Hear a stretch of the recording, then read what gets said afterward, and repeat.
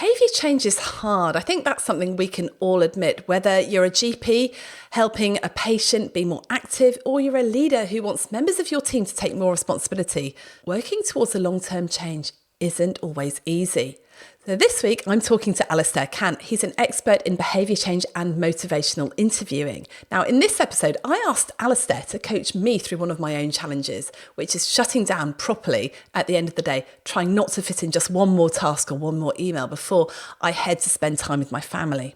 Now, I no longer see patients, so if I leave work on time, frankly, no one's going to die. But whenever I'm doing talks or facilitating our shapes training, I get lots and lots of feedback that people just find it really, really difficult to shut down at the end of the day. And people feel that leaving work on time is something that they just can't do, even if there aren't any urgent tasks. Not necessarily because they're worried about patient harm, mainly because they're worried about letting their colleagues down. So wherever you are in the cycle of behaviour change, whether you're just giving it some thought or whether you've put stuff in place and you're now facing a setback, this session with Alasdair will give you some practical and, more importantly, achievable steps to help you get closer to what you really want and be kinder to yourself. My name is Alasdair Kant. I work as an independent facilitator and coach. I'm a behaviour change coach, and that came around originally from background in education. And then I worked in really by chance within the arena of dependence and addiction. And that got me interested in behaviour change. And I use an approach called motivational interviewing, which is usually one-to-one. It can be within groups, but it's a way of having conversations around behaviour change, growth, that increases people's motivation and commitment to change. You are, in my mind, I would say you're Mr. Motivational Interviewing, and the experience and the expertise that you've got. And I've been wanting to get you on the podcast for a long time. As you know, we've been talking about it for a while because behaviour change is the thing, isn't it? You know, you can read as much self-help as you want. You can read as much stuff about, well, what do I need to do to feel better, to think better, to eat better, to live better. And I mean, I often get all this stuff stuck in my head. I'm like, what a great idea. But when it comes actually down to doing it, that's when the proverbial hits the fan, and it doesn't actually happen. But you've got a really wonderful methodology for making it happen. And I mean, so much so that you were the featured coach, weren't you, on that podcast, A Thorough Examination with Dr. Zand and Dr. Chris. Yeah, and I mean, I'm not sure about making it happen.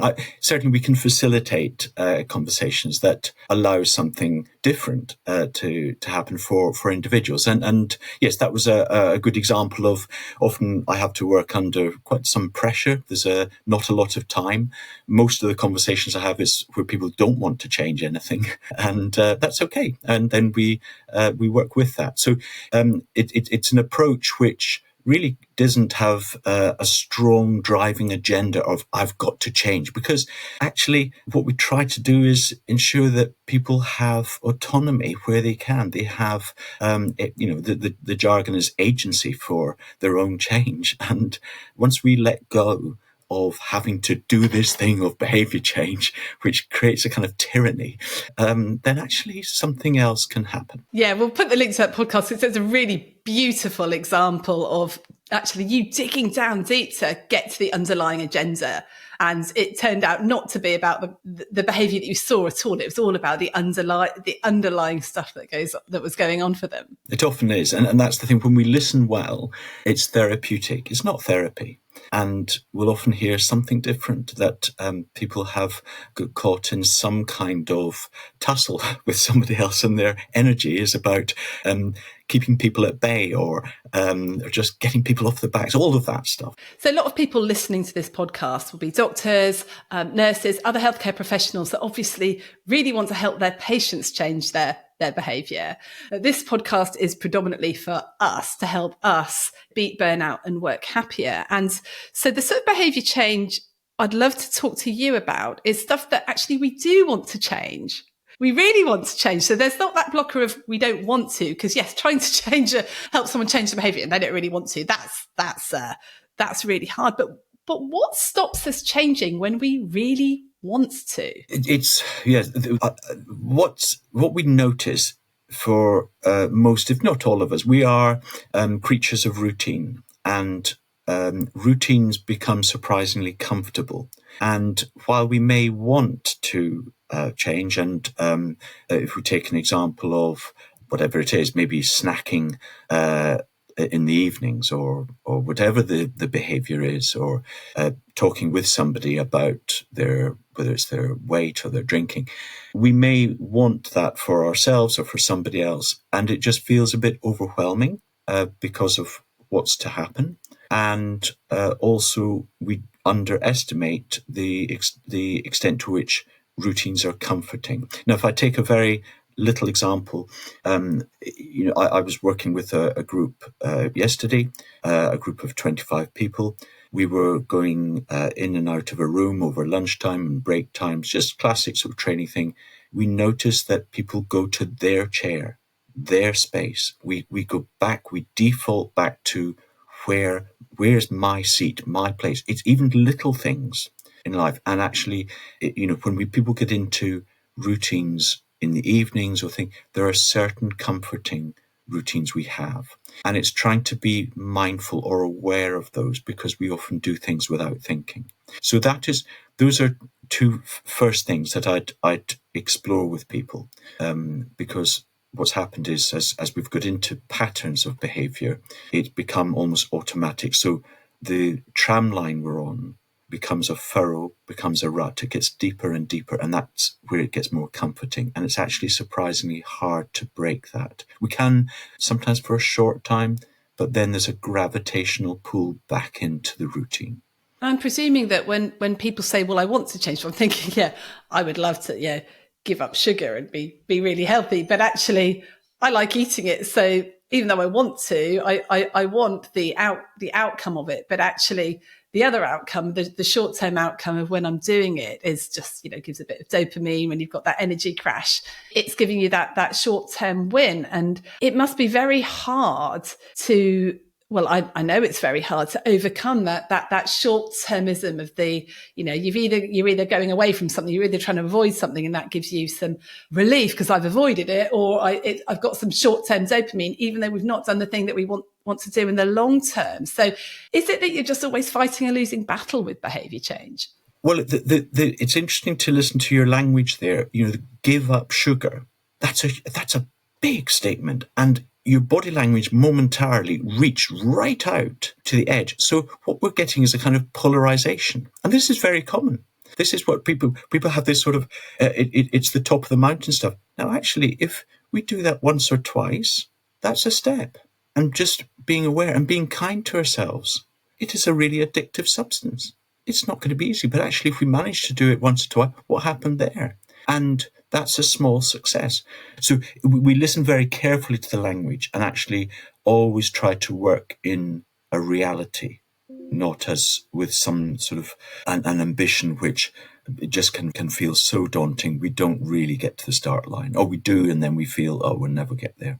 I'm just conscious that what I don't want to do is focus on the little things like, giving up sugar. That's something everybody says, I want to do, giving up sugar. I want to drink less. I want to spend less time on my phone. Does this motivational interviewing approach to behaviour change work for some of the bigger stuff, like leaving work at a decent time, like setting boundaries around what we're doing and stuff like that? Or is it only for these tiny little sort of lifestyle stuff? Just yesterday, I was working in that very arena with a group of directorate heads of service, very senior leaders across health, education, social services. And what you've just described, leaving work early, or what might be described as the bigger things, they all come down to choices. It's difficult, but actually we often feel victim of systems and circumstances. And of course, we don't deny that. It may partly be true, but it is about choice. Now, similarly, as with the sugar, there is a connection there because we have got into patterns of behaviour and we allow something to happen in an environment around us. And it's trying to be conscious or mindful, if you like, of what's happening when we stay late and think, oh, I've done it again. And we can drift into, but actually, what is the moment that happens? So I will break down a conversation as happened yesterday where a manager had half an hour of her own time and allowed another colleague to come in and take that time. And she worked out that she had allowed it. That was gently but firmly being really clear that it wasn't that I just didn't know what to do and she needed time. Actually, that, because once people give up this sense of autonomy or agency, we are a victim of circumstances. And it may in part be true because the environment may be quite a hostile one or such a frenzied one. There may be all sorts of factors that do play into it. But yes, this can absolutely work. In fact, it's I would say in some ways it is slightly, I wouldn't say easier, because I think there is, what we try to recognize, what you've described, Rachel, is a dependence. We can become dependent on how we always do things. It's what we know. And this is what I try to break down, because there's often a lot of stigma around people who struggle with dependencies, and as we know, with addiction. But actually, the reality is, this is all of us. And what we're trying to do is withhold judgment from ourselves or others. Let's work with this if we want to. I think this leaving work on time thing is really, really important, because when I do our training, that's where we get the pushback on when we talk about the zone of power, like what's in your control and what's not in your control. As soon as someone says what time I leave work is out of my control, that gets challenged. That people really don't like that, because they feel they have no autonomy about when they leave work. I have to stay, because if I don't, what might happen? I might, and we talk about the fact that nobody has to do anything. You don't have to stay, unless someone's got a gun to your head, you don't have to do anything. But it's then the consequences of maybe not seeing that extra patient or of ignoring that colleague who wants your help. That's what you then have to live with, which is what people feel really, really strongly about. And maybe this speaks into what you were just saying about these patterns and the routines and in this dependence. I was slightly worried about bringing this subject up, because in healthcare, I know that there are people who are, GPs routinely staying till 6, 7, 8, 9, 10 at night. And that is a normal day for them. Well, what we already hear is, that fear of judgment. And of course, what will others think? And notice some of the questions that you're asking. When if we don't stay late, what might happen? Great question. And notice as well that it's what goes on in your head afterwards. That the expression you used was, we live with that, and that's as much the work that we have to do. It's not, of course, just the physical finishing things off. It's the dealing with this kind of haunting fear of what if. So where would you like to begin? Is this something that is relevant for yourself as well, Rachel? So I've been trying to take my own medicine and put some boundaries around my work time, because I want to be available for my family. I want to have made a meal. Eating healthily is really important to me. And so I want to cook a healthy meal. And I want to, ideally finish by 6. But even 6:30, I always say to myself, I'm going to stop at 6:30, no matter what I've left undone. But often I get to 20 past 6, 25. I'm into something. There's a few more things I just haven't got to. And I'm like, and I just push it for 5 more minutes. And then before I know it, it's 10 past 7. And everyone's home and I haven't even started. And then I feel like such a failure. I'm like, oh gosh, I just needed that half an hour extra I've done. It doesn't really matter. And I could have stopped. I'm like, okay, tomorrow it will be better. And it never is. Yes. No, we're hearing that's comes across really powerfully, just the sheer amount that is going on. And I think that's recognizing that potentially it is infinite. And into that, you've 3 times said you want something. And interesting, I noticed that it gets to 20 past 6. Oh, and then something happens. It just almost slips in. You said you just do something, and then it's 5 past 7. So what we hear is something very different in that time between the I want, and you're very clear about the importance of eating healthily, seeing your family and so many things. And yet, in the moment, something else happens. How does it sound to you when you say that it gets to 20 past 6? Well, that's quite passive, isn't it? It's like, I've just noticed that it's 20 past 6. And I think I'll be noticing the time. It'll be getting, it'd be 5:30. I think, great, I've got about half an hour left, and I'll speed up and I'll try and get more stuff done. Then it's 6. Oh, flip, I've not quite finished it. But I just, because I want to, ideally by 10 past, 6:15, you need to be starting to review next day's tasks and, have a shutdown. Cal Newport talks about his sort of shutdown routine, which is very helpful. But I'm like, but I haven't done that. And that's when I start panicking of, there's this I haven't done and I just need to get this done because I've been really into some deep work and doing some other stuff. And I guess there is that thing about there's no calls or anything past 5 o'clock. So that time afterwards is your mop up and sort everything out time. So I guess it's a slight feeling of panic at 20 past 6, perhaps. There's a slight feeling of panic. And you say you talked about an ideal for when you would have a sort of wind down time. What is that ideal? Well, I think ideally, if at 6 o'clock I stopped and I reviewed the stuff I needed to do the next day, and because I really love doing my full focus planner where, 3 priorities, check what I've got to do next day. And invariably when I do that, I find something that I've forgotten to do that is really urgent, like download the slides that I need for the 8 o'clock session the next morning.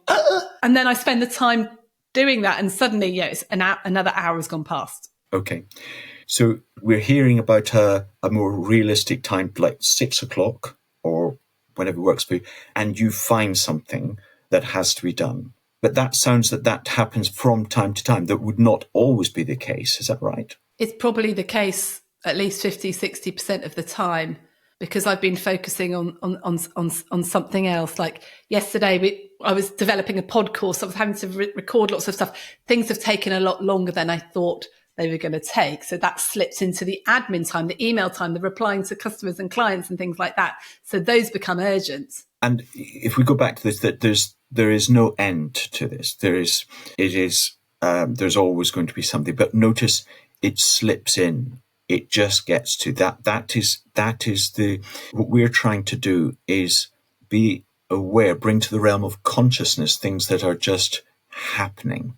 And what is a realistic time that you would need that would allow you to give yourself that space to have a stop? Well, that's very interesting because actually, realistically, I think if I start doing my shutdown routine about 6, 6:15, that gives me enough time. But then it isn't. So realistically, if I'd reviewed my emails and started it at 5:30, so like, what's the really urgent thing? Is there anything that is absolutely time critical for tomorrow? Then that would give me a much better buffer time. What's coming across in the energy of this conversation, Rachel, is you're describing something that you would want, and that is to eat healthily, see your family. And I'm also picking up a real energy in what you're doing that I'm guessing, I don't know, but I'm guessing you really enjoy it. So I'm actually hearing something that's kind of almost academic in your head about this is what you should do. And actually, I'm wondering about what heart's desire is. Yeah, I think you've hit the nail on the head here because actually, when I really think about it, I really enjoy what I do. And often my days are so crammed with meetings and obligations that I haven't had the time. And I do try and put into my diary, but often to get to the stuff that I really enjoy. And I really enjoy my work. And there's stuff that I just start to get into and I really enjoy doing.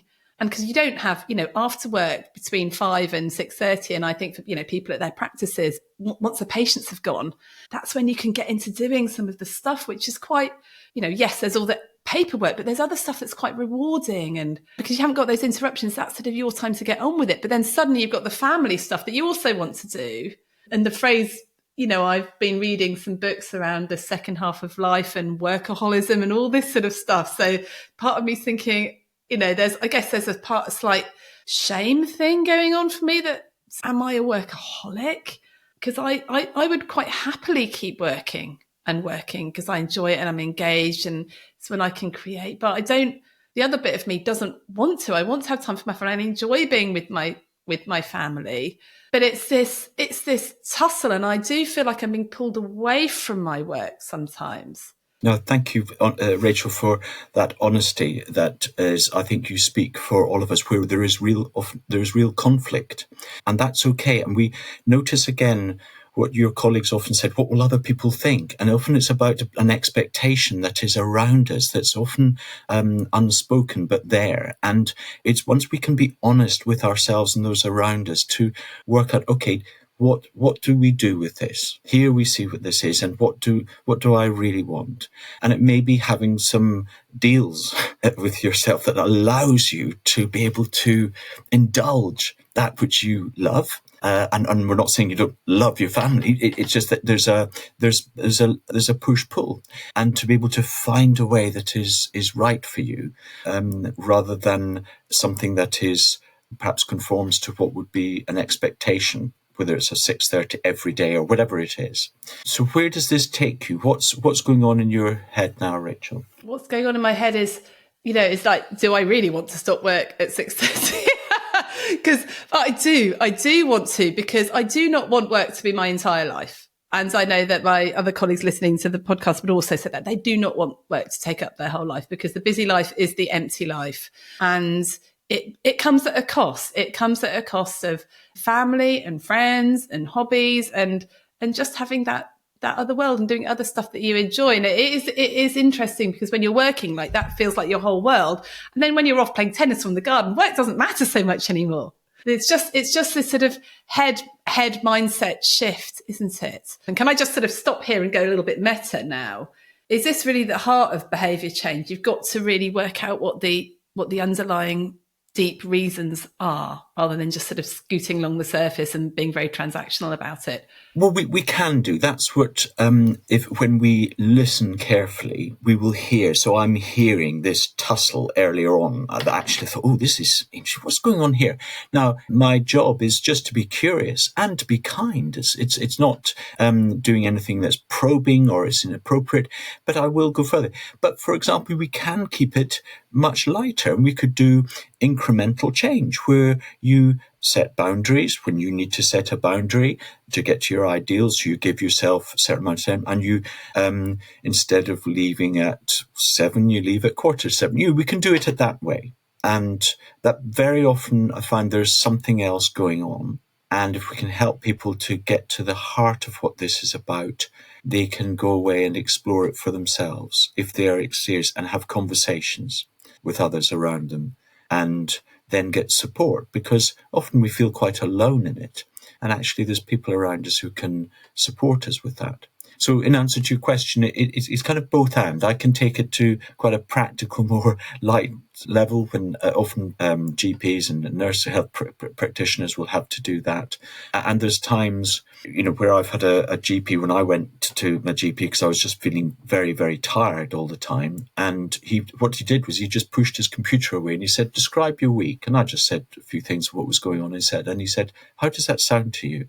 I said, well, it's a bit crazy.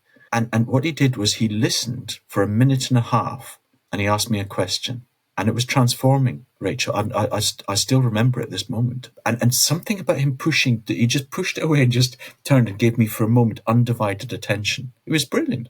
But it got to something that I'd become victim of my circumstances. I just said, I've got to do this and I've got to do it. And basically said, get real and make some choices. If that's what you want, this is where you're heading. And I love that question he asked you, how does that sound to you? Because I think I might have said in that situation, gosh, that sounds really busy to me. That sounds really difficult. And probably at that point, your defences would have come up and gone, no, well, it's just what I do, blah, blah, blah. But the fact he put it in your court, how does that sound to you? That was the key, wasn't it? Because then you went, oh. Exactly.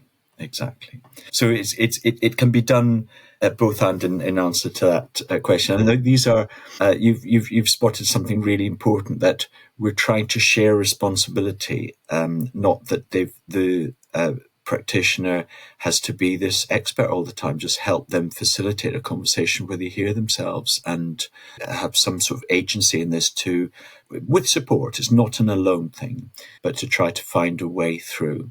If I go back to my situation, it's striking me that there needs to be a good enough reward for the behaviour change for it to happen. doesn't there? Because if you're changing your behaviour for some sort of lofty ideal of something in the future and you're not getting any immediate reward or feedback, then there's just no impetus to change. You either need like a burning platform, like, you're going to die next week unless you do this, or, you can literally see yourself burning out in front of your eyes. But when it's just very insidious and you don't get that immediate thing, the reward does need to be more than the impetus to keep doing it. So how do you up the stakes in that? I mean, you can do it live with me if you want to now, but I'm presuming that's part of it. Is that part of it that you do now, or would you sort of wait a bit to do that? Well, we can do it now. I mean, you described when you do manage to get away early and you get playing tennis or you're doing something else. Actually, in that, when you're there, what I heard was everything was fine. It didn't matter that certain things wouldn't get done. That's what I heard. So what I want to see is, in terms of reward, what is it like for you, Rachel, honestly, when you do manage to get away on time? What's interesting, Alasdair, because you were talking about, so I used to have a tennis course at 6:00. So I had to stop at 5:15 to get ready and to go. And I did that every single week. And you talk to GPs, and if they've got a child to pick up, they will get away. If they've got, if you've got to go to parents' evening, they will get away 9 times out of 10. So we can do it when we have that impetus and that thing that we've got to go to. The thing I struggle with is it's the boundaries with self when there isn't that, that time limited, that time bound thing. I guess the reward is perhaps less and not so immediate when it's, just an evening in, routine with the family. Everyone's come home, everyone's a bit knackered from work, and perhaps a bit moany and tired, and maybe not all around or whatever. So it's a different sort of reward. Yes. Well, what we're hearing is this is the Rachel who feels she ought to be there, and that's fine, but, because you are committed to other people around you. That is, as you rightly described of colleagues, when they've got to do something for others, then they commit. And this is what the people are so often driven by: obligation and feeling I ought to do this. Now, what I'm hearing there is actually, again, there's a very different thing at play. So the joy you get in your work is sometimes winning over the humdrum expectation and duty that sometimes day to day is not going to give you that reward. I think you've hit the nail on the head, Alasdair. I think that is genuinely what happens quite a lot, because you're getting a lot of the dopamine from the drive, from getting things done, getting things achieved. But there is a reward to, when I am present, when I've got the time and space and I'm cooking and people come in and we have, cups of tea. I really enjoy those times as well. So when I'm getting the quality time with the family and just there for them, then that feels really good as well. And I really enjoy that as well. But I can't guarantee that that's going to happen, I guess. No, absolutely. And all of this is okay. What we're now just being really honest about where things are at, recognizing that the real conflict is one whereby this is thankfully and happily about fullness of life and the choices that we make within that, and actually how you find an accommodation that is right for you and doesn't become a circular conversation of keep you on thinking I ought to, I should, I do. Right. If you're serious about it, time for some planning. Okay. So what do I do? Great question.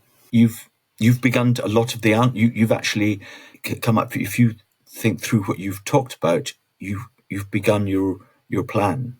What do you think in terms of timings? What's realistic? How many days? Just you tell me. So I've already said that I need to start the shutdown sequence earlier, haven't I? Said at 5:30, because then I notice the urgent stuff that I really do need to do. I notice that earlier. There's that. Sometimes I get a bit time blind, lost in time. So there's something about just even putting an alarm on my phone to help me do that. Sometimes having that deadline, sometimes external deadlines do help. And I've been doing quite a lot of exercise first thing in the morning, but actually maybe working first thing in the morning and shifting exercise till later means you stop, then you finish your exercise, then you go home or whatever. But that hasn't really worked for me very well, particularly if it's like self-motivated exercise, because I'll just carry on working through it. It's much better if I'm in a group or something, because that forces me to go. I think knowing what the reward is, actually knowing what the rest of the family are doing. So there's a set time, knowing when they're going to be home and when things need to be, when they're going to be around, so that I can then plot in that quality conversation. And I think it's probably focusing on the quality time that I'm going to have with them, rather than I've got to cook a meal and, the chores that need doing. Or maybe even putting in something that's really nice for me, like going to water my garden or seeds or something that feels a bit more relaxing.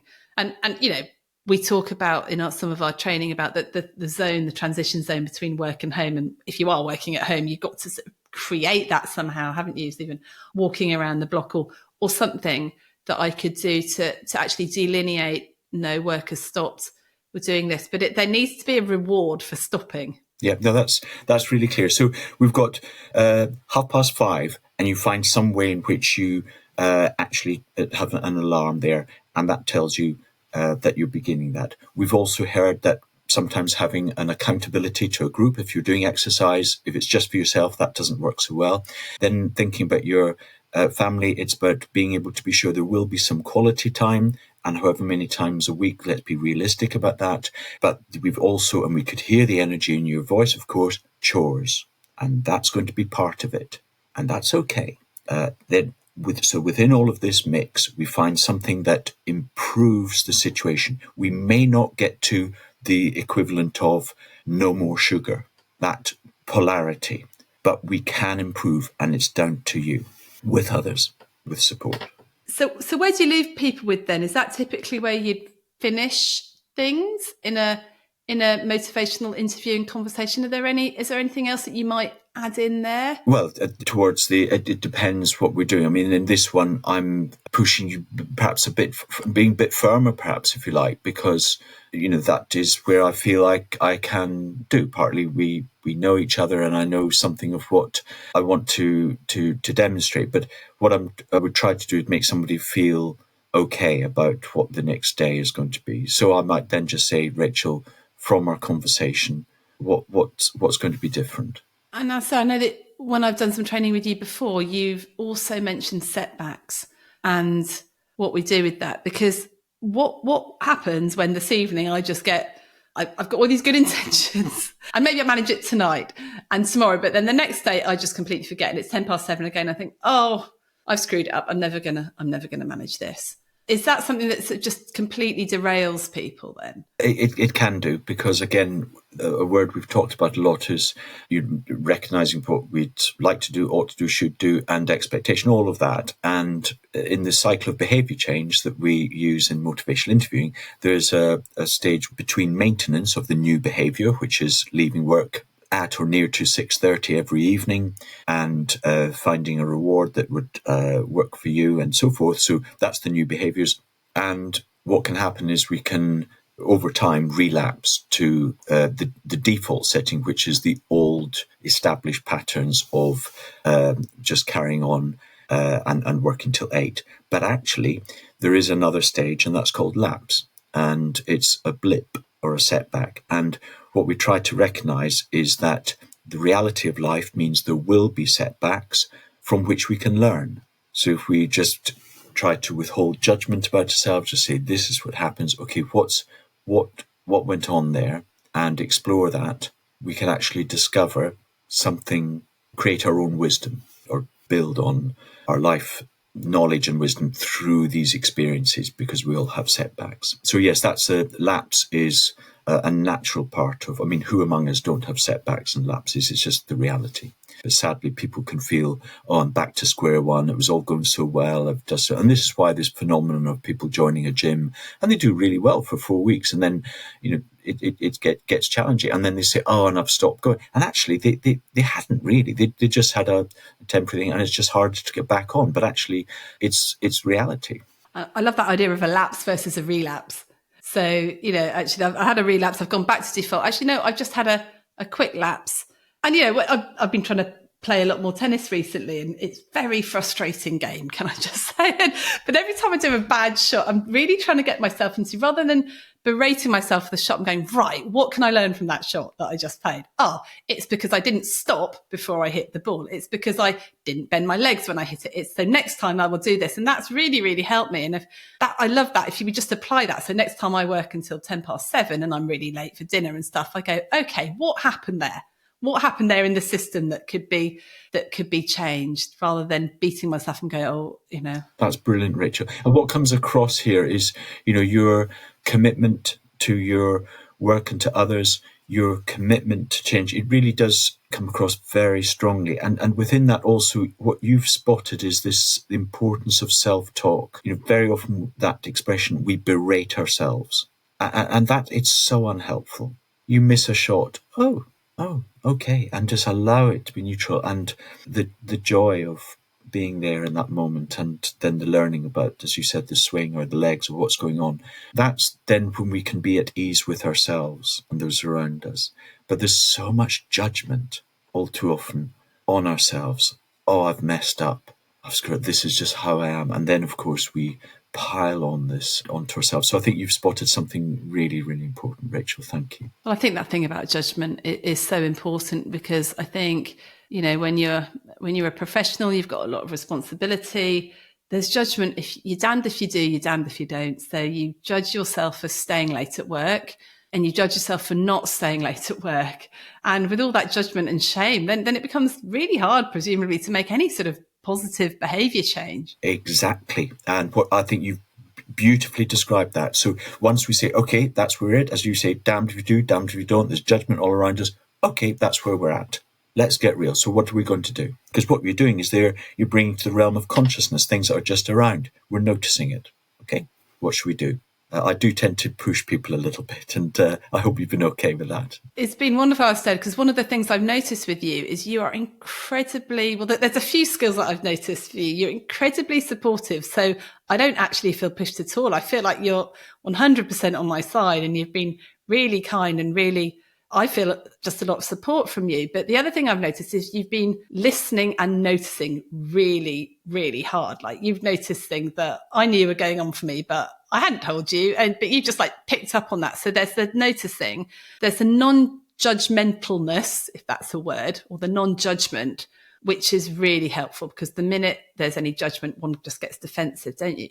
I'm sure there's other skills that you've been using that I haven't mentioned. So if you want to help someone to change their behaviour, what other skills have you been using? I mean, you're so unconsciously competent at this, you probably don't even notice you're using them. But if you were to be training someone to do this, what would you be sort of... Yes, you're absolutely right. The main thing is listening, and simple reflections go a long way just to help somebody hear themselves.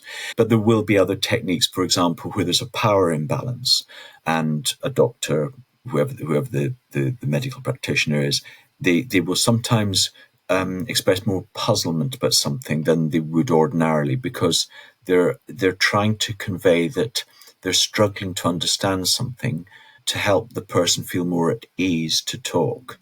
So these used to be called the Columbo style, after a 1970s detective series, Columbo, where he just did a refreshing way of working, rather than it be that typical adversarial, power imbalanced way of working. So there's that style. We can do things called, we're getting into now technique, and I want to say that technique is secondary.